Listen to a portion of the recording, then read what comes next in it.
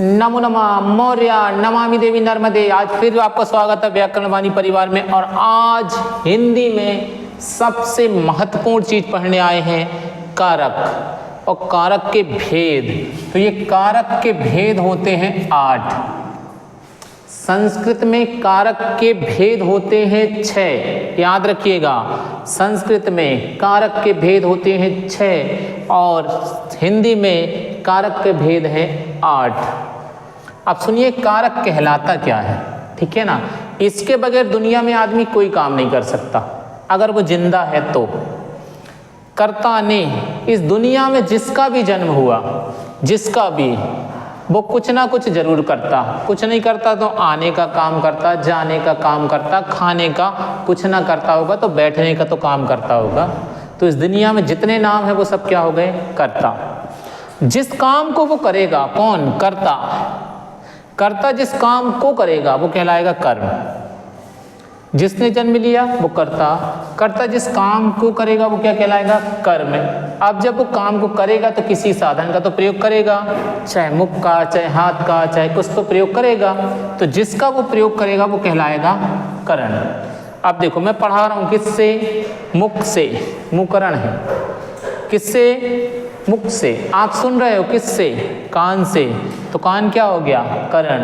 आप आते हो गाड़ी से, किससे, गाड़ी से, तो गाड़ी क्या हो गई, करण। जिससे काम करो वो क्या कहलाता है, करण, ठीक है। अब देखिए, कर्ण जिसके लिए काम करेगा वो कहलाएगा संप्रदान के लिए।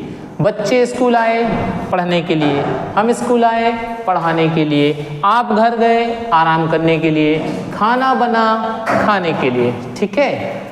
अब संबंध, सॉरी अपादान, आप किस में आए, अपादान। अपाकार समझ लो, ये जब कोई चीज़ हम छोड़ते हैं कहलाती है अपा। क्या कहलाती है, अपा। तो ये छोड़ दिया हमने तो ये अपा हो गई, ठीक है। अब कोई चीज़ कहीं से अलग होती है तो वो क्या कहलाती है, अपा, ठीक है। क्या कहलाती है, अपा। अगर अपन उसको छोड़ दें क्या कहलाती है, अपा। अब देखो, वृक्ष से पत्ता गिरा, किससे, वृक्ष से। ये अपने आप गिरता है, इसको गिराया नहीं जाता, है ना, ये अपादान है। नदी बहती है, ये अपने आप बहती है, इसको धक्का नहीं लगाना पड़ता, ये अपादान है, ठीक है। अब आ जाओ किसमें, संबंध में।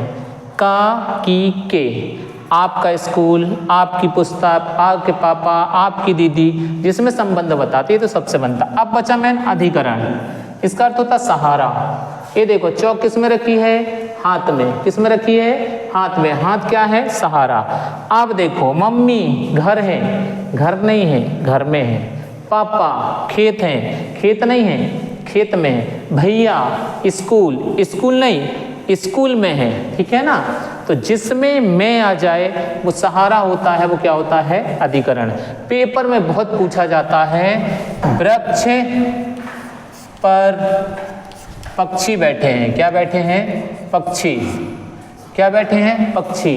अब ये पर या में, ये क्या हो गया, अधिकरण, ठीक है।